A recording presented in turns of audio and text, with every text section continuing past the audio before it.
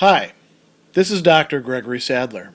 I'm a professor of philosophy and the president and founder of an educational consulting company called Reason.io, where we put philosophy into practice. I've studied and taught philosophy for over 20 years, and I find that many people run into difficulties reading classic philosophical texts. Sometimes it's the way things are said or how the text is structured. But the concepts themselves are not always that complicated, and that's where I come in. To help students and lifelong learners, I've been producing longer lecture videos and posting them to YouTube. Many viewers say they find them useful. What you're currently watching is part of a new series of shorter videos, each of them focused on one core concept from an important philosophical text. I hope you find it useful as well. One of the terms that you'll see Leo Shestov bringing up occasionally throughout All Things Are Possible is groundlessness. And this is going to be an important way of characterizing the human condition running throughout his entire text and his larger work. You could say that grappling with this is one of the hallmarks of Shestov's entire approach. And he is an existentialist author drawing on other authors who earlier saw this problematic. For example, Nietzsche and Dostoevsky, who he talks about quite a bit in this work. And it's going to be tied together with a treatment of what we can call contingency. Now, he doesn't use that term all that often, but it is a useful philosophical term for describing another important aspect of our existence and the reality that we encounter, namely that things could be other than they are, that it was not impossible that they be different, and therefore in the future we don't actually circumscribe all possibilities, even if we think that we do. The correlative of contingency would be necessity. When we say it's a sure thing, we're often engaging in a kind of projection or wishful thinking because, as it turns out, so many things that we considered to be sure things, we find out aren't. And so the human condition, the way that Shestov portrays it, is that we live in a contingency that we discover progressively, and we don't even know how contingent things are. We might think of contingency as being something, instead of like an on-off switch, something like a continuum, right? Some things are more contingent, other things are less contingent. Some things are much more dependent on variables outside our control, some things are less so. And when we're talking about sort of ultimate realities or the foundations of things, we want to think that there's some sort of necessity that we can grasp. But we don't actually have enough tools, we don't have enough experience, we don't have enough of anything to really justify that, and yet continually we are justifying a whole myriad of different perspectives that we say we finally got it. And that's very interesting if you think about when he's writing this in the early 1900s, right? The things that he's saying today, we have people in our new millennium saying exactly the same things, just a slightly different content. We finally figured it all out. I actually had a person comment on another Shestov discussion saying, modern science is almost at the end of figuring out exactly how the universe works and, what the fundamental bases are. And, we've heard that tune before, and people have been saying that for a number of years, and we might actually be better off being like the Epicureans, who we're going to talk about in just a moment, and saying, here's the best we've got, and natural science is interesting, and it can be a great distraction. It can help us free ourselves from some prejudices, which would otherwise be bothering us, but does it reveal to us the actual state of the universe? No. And even if it did, would that tell us what we need to know about the fundamental problems of human existence? Probably not. So we're always projecting beyond our experience. And Shestov is somebody who is writing in a post-Kantian time, also a post-Schopenhauer Nietzsche time, and he's going back in some respects to David Hume, saying, this old-fashioned skepticism by Shestov's time that Hume was evincing might actually be kind of helpful for us. The realization that from the basis of our limited experience, we really can't conclude with absolute certainty or necessity all that much. And yet people are doing this all the time. Now, there's really two things that are going on in modernity that make for, you might say, a somewhat newer condition, something that Nietzsche and Dostoevsky, each of them in their turn, were totally attuned to, right? And that is that the development of, let's call it not just the sciences, but the disciplines, help to reveal to us just how contingent things really are, and how often we've been off base, and how the sciences themselves often lack a grounding that they operate as if they had. At one point in the work, Shestov says, sciences really have nothing to do with truth. They have, to do with results, being able to put things into a certain classificatory scheme. And so through the development, this is something that Nietzsche says in the Genealogy of Morals and also in The Birth of Tragedy, we become aware of the radical contingency, the groundlessness of all sorts of things. And we also could just be operating in, our own ordinary world of, you might say, common sense, and also come to realize that the things that we depend on don't really have foundations the way we think they do. They are contingent. What foundations they have is largely on the basis that we desire them to be so, or they work well for society seemingly, and everybody talks about them that way. But when you really poke and prod, you find that there's nothing supporting them. And there's all sorts of attempts that are made to either dispel or ignore or remedy this condition. This has been going on for quite some time. As a matter of fact, you can look back into antiquity and see similar responses, but it's intensified in our modern condition. So we have a few mentions that we should take a look at that flesh this notion out. The first one is in chapter 17 of of part 1. He's talking about Russian literature, and then he talks about Turgenev and this long article called Troutman's Execution. And he says the description produces a soul-shaking effect on the reader. I think I shall not exaggerate if I say this is one of the best, at least one of the most vigorous of Turgenev's writings. Tolstoy also describes similar things. And then he brings up one sort of example from this.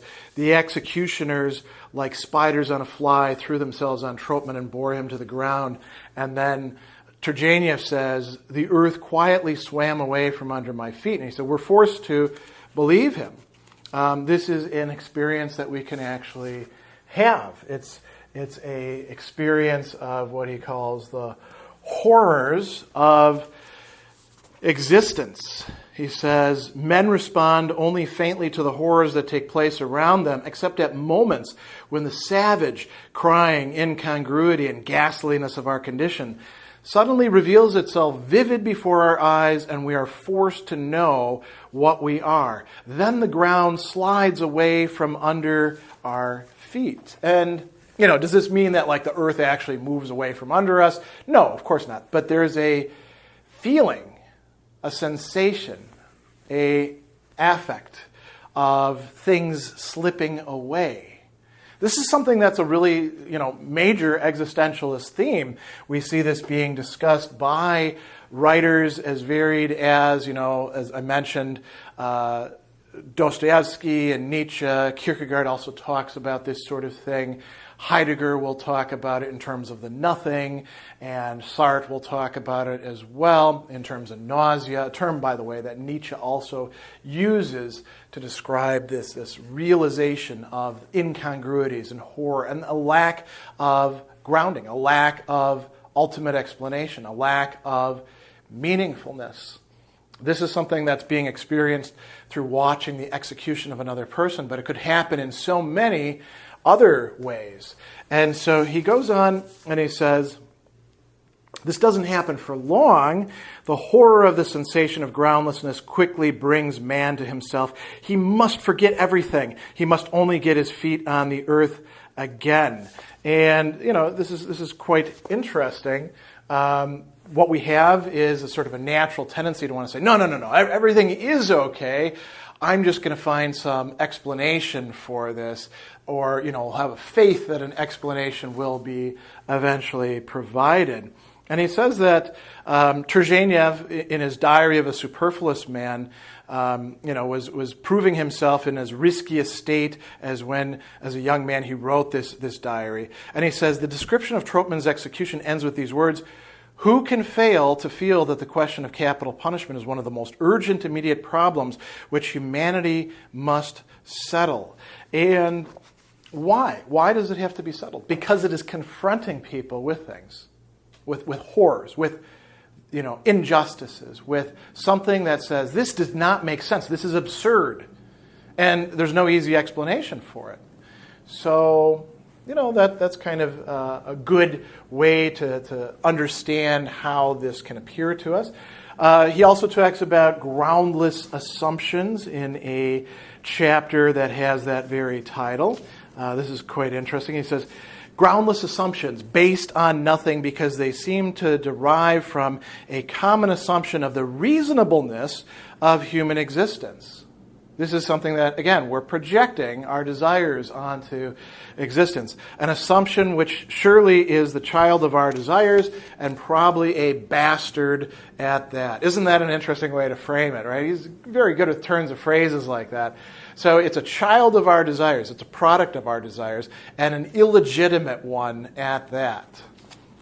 So he talks about all sorts of, examples of this in here. And, how can we avoid making groundless assumptions? It's very difficult for us. It's very difficult not to buy into something. Even if we reject what society is providing us with, we have an entire batch of things within ourselves. He's got, a great example here of the miser in one of Gogol's stories, right? He says that Gogol, with his Plyushkin, creates a repulsive figure of a miser. He was nearer to reality. A miser is ugly, whatever view you take of him, inward and outward. He's possessed by one desire to everything else, to all happenings. He's indifferent. It's the same to him whether he's hungry or full, warm or cold, clean or dirty. He's disinterestedly mean, we may say so. And the assumptions that the miser is making are just as groundless as the, we might say, fabric of nonsense that everybody else is pursuing, saying it's important to have a nice tie, it's important to have a good name, it's important to do this, to do that, and here's how you do it. Everybody's sort of making it up as they go along without realizing it, and very often in a crowd of people who are doing that. Now, if you start to realize that, you could thematize this into something philosophical or cultural. And one of the great dangers of an awareness of groundlessness is what, Shestov doesn't use the term nihilism, but it's something that certainly is in the air and could well describe what he's talking about as the cult of groundlessness. So there's a very interesting discussion a little bit later in the book in a long chapter, number 14. And we're going to look at part of this and then go backwards into it. So he tells us that in the cultural situation that we've reached, we have come to a point where now, at least for certain avant-garde elites who are, sort of prefiguring where the rest of mankind is going, we are moving into seemingly a new era. He says, for thousands of years, man has sought to solve the great mystery of life through a God conception with theodicy and metaphysical theories as a result, both of which deny the possibility of a mystery. Theodicy has long ago wearied us. Theodicy is some sort of explanation on the basis of the nature of God or how God interacts with the universe. And you can do this in other ways. You don't necessarily have to have God. You can do it in terms of history or the party or, American freedom or whatever you like. It all winds up being the same basic BS explanation, and people don't really buy it. Why not? Because they've got good reasons not to buy it. The logic doesn't actually hold up. He says that the mechanistic theories which contend there's nothing special in life, These look more plausible at first sight, but people don't take to them. And no theory can survive men's reluctance to believe in it. People come up with all sorts of, scientific, logical theories. They're as contingent and groundless as anything else. And, the real test for that is people, after their initial enthusiasm for, in our time, for example, neuro everything, they're like, this doesn't really do what I wanted it to do. It doesn't provide a real explanation. And he says, so overwrought, mankind has turned from its old idols, and here's where the crucial turn goes, and enthroned madness and evil. Right? He goes on and he says, this is solipsism and the cult of groundlessness. And, if you look back at the stuff that he's talking about, like, for example, the decadence of the late 1800s and early 1900s, some of the stuff that they say is kind of quaint. But, if you spend a lot of time on the internet and look at the nihilism involved in certain movements that are going on, nihilism that's at the basis of their theories, if we want to call them that, where there's really a kind of groundlessness that people are terrified of, and then they're justifying all sorts of, crazy stuff based on like evolutionary psychology, which is as shaky a science as you could possibly find in the present. Right? So many assumptions being made involved in that. Well, some people embrace it and they're like, I'm going to take the black pill. I'm going to be nihilistic. So in his time, he calls this the cult of groundlessness. And he says, now here's where it's interesting. The cult of groundlessness and solipsism are not lasting, and most of all, they're not to be handed down. They're not sustainable, as we would say, right? And so they're sort of like a halfway house. Somebody goes into them, and then they come right back out a little bit later into something else. They become just a straight-out hedonist, right? Or they just become an abusive person working out their own traumas and cycles based on, once again, some good mixture of groundless assumptions and mischaracterizations of things. Or they find some crusade to go on, whether it be on the left or the right, or they find a new religion or whatever it's going to be, right? And he goes on and he says, the final triumph rests with goodness and common sense. History has known many epochs like ours and gone through with them. Degeneration follows on the heels of immoderate curiosity and sweeps away all refined and exaggerated, well-informed individuals. Right? So sooner or later, you wind up leaving this sort of thing, and even a culture can't sustain that for good. All the things that people have as these great boogeymen, about, our current situation and how it's against this and against that, and they're criticizing postmodernism or, saying the Enlightenment was totally bad or any of these sorts of things. These really are not sustainable ideas over time. What makes them sustainable is people believe your BS and encourage you and coddle you and give you money, and then you can go on with that. But it's all groundless at the bottom, right? Even the sort of cult of groundlessness is groundless, and certain human dynamics will reassert themselves. Not that we can actually trust those 100% and see in those a kind of necessity. This is not a eternal recurrence conservatism on the part of Shestov. He thinks that's just as much groundless, silliness as anything else. But it is kind of good news, right? So the last thing that he says is very early in the work, and I think this gives us a clue about what he thinks we ought to be doing. He says that in spite of Epicurus and his exasperation, we're forced to admit anything whatsoever may result from anything whatsoever. But that doesn't mean that a stone ever turned into bread or that our visible universe was ever naturally formed from nebulous puffs. From our own minds and our own experience, we can deduce nothing that would serve as a ground for setting even the smallest limit to nature's own arbitrary behavior. So there is a kind of groundlessness to nature. There is a groundlessness within human nature and society. Anything can result from anything. It doesn't always work that way, obviously, but we can't set some absolute limits. He says, if whatever happens now had chanced to happen differently, it would not, therefore, have seemed any the less natural to us. So, although there may be an element of inevitability in our human judgments concerning natural phenomena, we have never been able and probably never shall be able to separate the grain of inevitable from the chaff of accidental and casual truth. And we don't even know which is the most essential and important, the inevitable or the casual. We're probably never going to know this sort of thing, even if we do make progress in the sciences. As he points out later on in a discussion of science, he says, the sciences, they make advances. They do so precisely by ignoring the vast majority of people's experiences. Right? They zero in on the ones that can be reproduced and explained, and they ignore everything else. So what should we do? He says, we're forced to the conclusion that philosophy must give up her attempt at finding the veritatis aeternae, the eternal truths, providing some sort of ground. We should recognize groundlessness and contingency. And then what should we do after that? Here's where he tells us that the business of philosophy is to teach man to live in uncertainty. Man who is supremely afraid of uncertainty and who is forever hiding himself behind this or the other dogma. The business of philosophy is not to reassure people, but to upset them.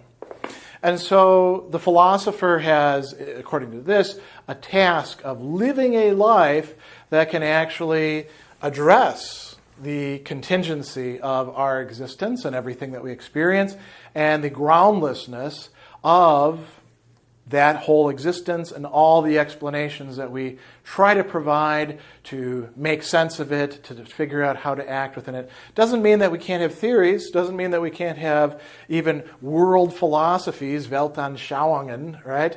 A word that he uses to describe philosophies as sort of like an overarching conception of the world.